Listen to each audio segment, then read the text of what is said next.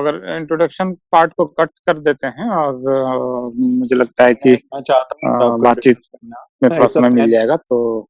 जी बिल्कुल, मैं बस 1 मिनट में खत्म कर दूंगा और मेरी मंशा है कि मैं आपको इंट्रोड्यूस करूं क्योंकि it's a fan moment for me. जी तो please. I wish. Thank you sir. तो चलिए। प्रोफेसर दिलीप मंडल साहब के बारे में मैं आपको परिचय करा देता हूँ। प्रोफेसर दिलीप मंडल भारत में मास कम्युनिकेशन के सबसे अव्वल शिक्षकों में शुमार हैं और मीडिया से जुड़े मसलों पर उनकी एक्सपर्टी है और देश दुनिया के तमाम मीडिया पर उनकी पैनी नजर रहती है। मंडल सर खुद कई साल तक पेशेवर पत्रकार रहे हैं और देश के अलग अलग मीडिया संस्थानों में निर्णायक पदों पर काम कर चुके हैं। इंडिया टुडे मैगजीन के संपादक रह चुके हैं और उनके लेख अक्सर तमाम प्रतिष्ठित मीडिया पोर्टल्स, अखबारों और मैगजीन्स में प्रकाशित होते रहते हैं। मीडिया पर उनकी किताब मीडिया का अंडरवर्ल्ड और चौथा खंबा प्राइवेट लिमिटेड बेहद मशहूर है और भारतीय मीडिया के जातिवादी पूंजीवादी चरित्र की बखिया उधेड़ कर रख देता है।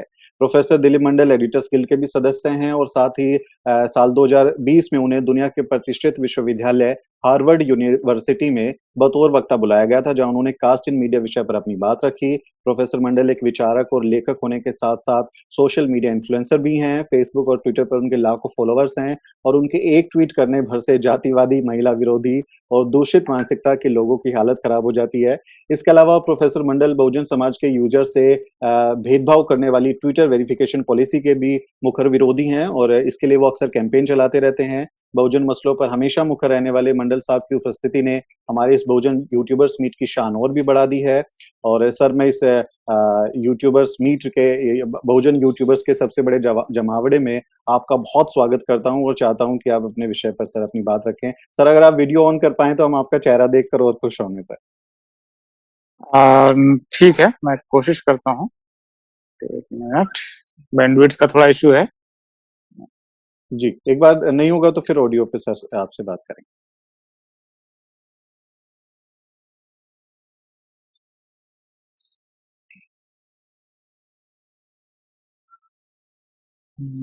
यस।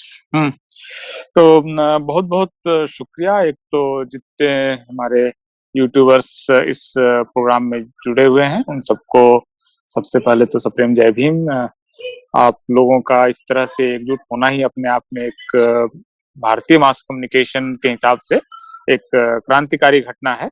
और ये एक तरह से एक जिसको आप कह सकते हैं कि इपॉक चेंजिंग, अगर हिंदी में पता नहीं इसका क्या अनुवाद है, युग बदलना जिसको कहते हैं संचार की दुनिया में, जैसे कि समय का बदल जाना जो है वो इस है। क्योंकि देखिए ऐतिहासिक रूप से जो मीडिया है इस पर जो कंट्रोल रहा है, और इसको अगर हम थोड़ा पीछे ले जाएं तो कम्युनिकेशन पर, पढ़ने लिखने पर, टेक्स्ट पर, लिखे हुए शब्दों पर जिनका नियंत्रण लंबे समय से रहा है, खास करके पोस्ट बुद्धिस्ट पीरियड में, वो कंटिन्यूटी यहाँ आकर एक तरह से उस वो नियंत्रण का जो दौर है वो इस समय टूट रहा है। और ये एक तरह से नई जो टेक्नोलॉजी है उसने इसको फैसिलिटेट किया है।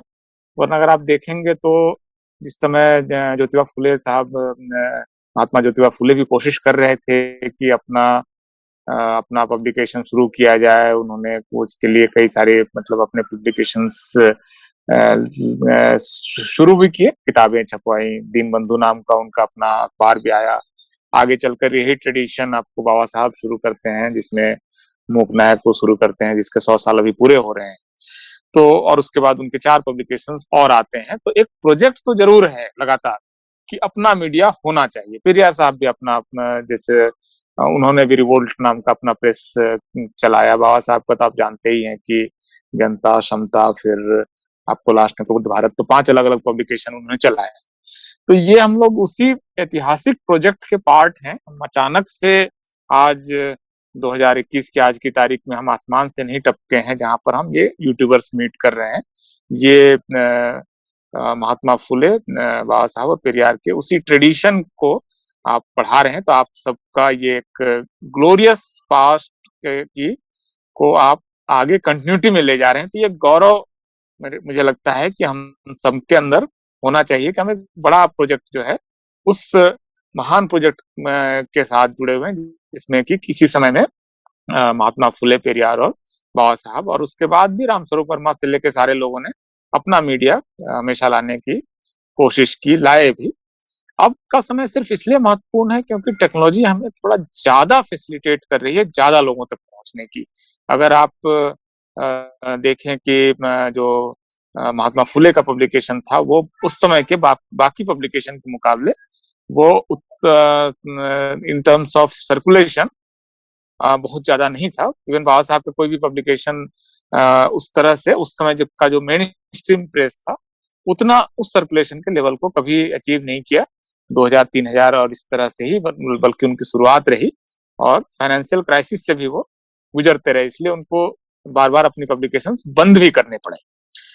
अब क्योंकि हमें एक मौका है कि अपनी बात हम जो मीडिया का अभी का जो समय था, अभी जो सोशल मीडिया और यूट्यूब और ये सब आने से पहले एक चैनल को लॉन्च करने का नेशनल लेवल पर लगभग 250 करोड़ का खर्च उसमें आ रहा था, या उससे पहले जो प्रिंट था उसमें भी प्रिंटिंग प्रेस ये सब भी लगभग 100 करोड़ का ठीक ठाक अगर आपके पास पूंजी है, और वो पूंजी जिससे आपको अगले 5 साल कुछ नहीं मिलना है, ये अगर दम है, ये लोग मीडिया चला रहे हैं। अब हमें एक टेक्नोलॉजी ने मौका दिया है कि हम अपनी बात कहें, और सारी लड़ाई तो बात कहने की ही है।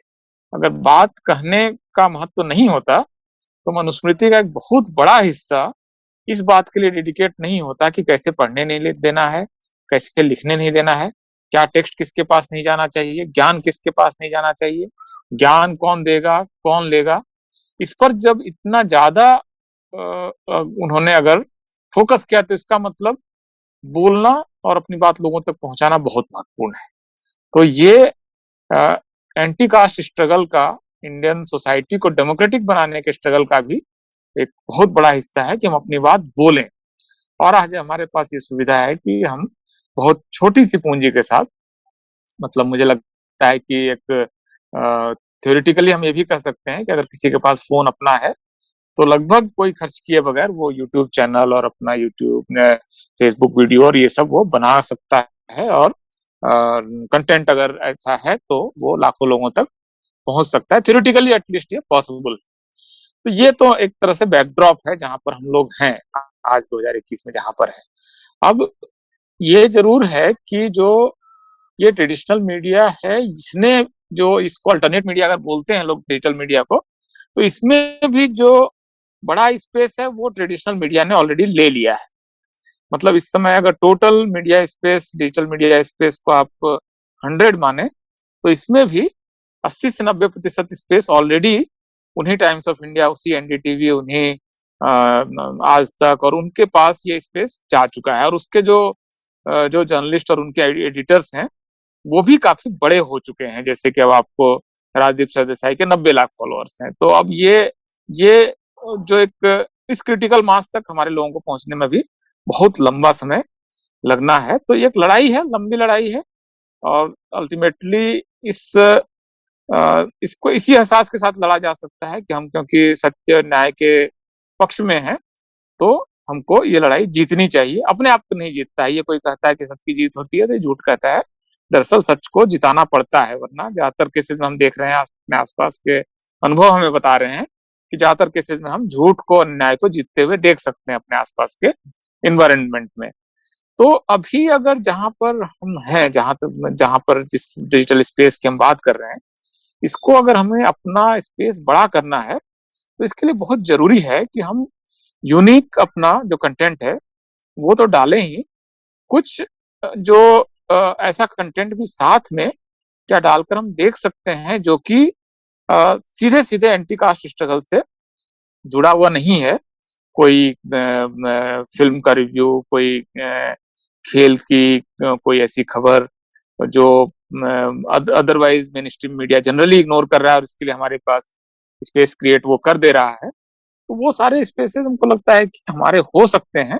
और हम अगर इस बात को अगर यहाँ से हम आगे लेकर जाते हैं, अपने कंटेंट की क्वालिटी को, जैसे हम में से ज्यादातर लोग इस समय ट्राइपॉड पर नहीं हो, लेकिन यूट्यूबर्स के पास एक अच्छा सा ट्राइपॉड, एक ढंग का बहुत लाखों का नहीं भी तो ढंग का एक टोटल इक्विपमेंट का सेट वो होना चाहिए। और नई नई टेक्नोलॉजी, एडिटिंग के जो नए टूल, सॉफ्टवेयर और नए तरीके हैं उसको इवॉल्व करना, अपने आसपास होते हुए देखना को वो क्या है। ज्यादातर यूट्यूबर्स को कम से कम खुद भी एंकरिंग कुछ का कुछ हिस्सा करना चाहिए। अपने आसपास आप देखिए, हो सकता है कोई आदमी हो जो कि बहुत इंटरेस्टिंग तरीके से अपनी बात कहता है। वो आदमी कोई भी हो सकता है, वो कोई कपड़ा बेचने वाला दुकानदार हो सकता है, कोई फल विक्रेता हो सकता है, कोई हो सकता है कि कोई अपना छोटा मोटा कारोबार कर रहा है, कोई टीचर है, रिटायर्ड कोई प्रोफेसर हैं। ये सारे वॉइसेस हैं। इसमें अगर वेराइटीज अगर हम ला पाते हैं, अगर इसमें हम विविधता ला पाते हैं, तो हो सकता है कि हमको नया कंटेंट लगातार मिलता जाए। तो इसके लिए भी हमको लगातार ऐसी कोशिश होनी चाहिए कि हमें लगातार नया सब्सक्रिप्शन बेस मिलता रहे, लगातार इसमें ग्रोथ हम अचीव करें, कंसिस्टेंसी के साथ लगातार अगर टिके रहते हैं। जैसे यूट्यूब पर 1 लाख का लेवल अचीव करना थोड़ा मुश्किल होता है, लेकिन 1 लाख के बाद के 10 लाख की जर्नी मैंने देखा है कि बहुत जल्दी लोग उसको अचीव करते हैं, और 10 लाख के बाद और तेजी से चीजें बढ़ती हैं। तो एक क्रिटिकल मास जब हम गेन कर लेंगे तो फिर मुझे लगता है कि हम इसको इस स्पेस को और बड़ा कर सकते हैं। और इस स्पेस को बड़ा करना निश्चित रूप से एक इम्पोर्टेंट काम है, जरूरी काम है। जैसे कि अभी प्रोफेसर रतनलाल कह रहे थे कि अगर हम बहुजन साहित्य का को लगातार इसके अंदर डालें, कोई आदमी अगर सिर्फ इतना चाह ले कि हम एनालिसिस ऑफ कास्ट का बाबा साहब की किताब का एक चैप्टर का ऑडियो बुक डालें, मतलब कई तरह के फॉर्मेट्स हो सकते हैं। आप किसी अच्छे बोलने वाले से आप लगातार रिकॉर्ड करके अपनी इस तरह की जितनी किताबें हैं, जितने डिबेट्स हैं, इन सबको अगर लगातार कंटेंट के तौर पर डालें तो कंटेंट आपका लगातार बड़ा होता जाएगा, कंटेंट बेस बड़ा होता जाएगा। और जब सही मौका आए, अपॉर्चुनिटी मोमेंट आए, उस समय आप इस कंटेंट को अपने सोशल मीडिया हैंडल्स के जरिए जब आप आगे बढ़ाएंगे, प्रमोट करेंगे, तो हो सकता है कि आपको लगातार नया ऑडियंस मिले।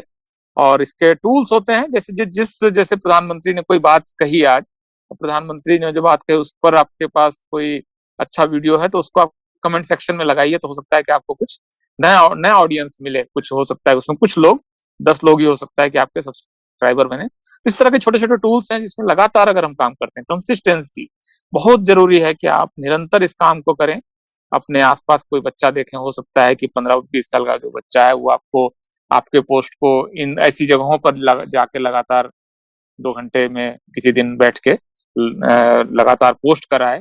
तो आपके पास अगर यूनिक कंटेंट है जो आमतौर पर मेन स्ट्रीम मीडिया जो छोड़ दे रहा है, जो स्पेस, उस स्पेस को हम अगर लगातार पकड़ते हैं तो हमको एक नया ऑडियंस लगातार मिलेगा, और इसके जरिए हम अपनी बात को ज्यादा जोरदार तरीके से रख सकते हैं। इसके अलावा देखिए कुछ चीजें तो और हैं जिस पर भी काम अभी होना चाहिए, और अगर हम कंसिस्टेंसी के साथ इस काम को करते हैं तो निश्चित रूप से हमें कामयाबी मिल सकती है।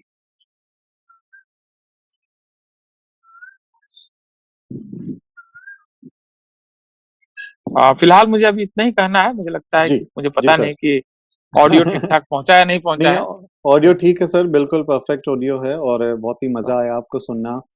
आपको सुनना हमेशा मेरे लिए तो स्पेशली और बाकी सब लोगों के लिए भी बहुत ही ज्ञानवर्धक रहता है और आपसे हम तमाम चीज़ें सीख रहे रहते हैं। आपने अपने बहुत ही बिज़ी शेड्यूल से कुछ पल हमारे लिए निकाले, उसके लिए बहुत-बहुत आभार और बहुत-बहुत शुक्रिया सर शुक्रिया। हमारा ज्ञानवर्धन करने के लिए। थैंक अब यू। अगले अब मैं जाना चाहूंगा, हो सकता है कि मैं थोड़ी देर बाद जी सर, ये मीटिंग से चलता निकल रहेगा जाऊं। बाद 5 में इसकी मिनट जी, से। बाद की मैं इसकी रिकॉर्डिंग में सुन लूंगा जरूर। ठीक है, जी thank sir, you. Thank you so much sir, thank you.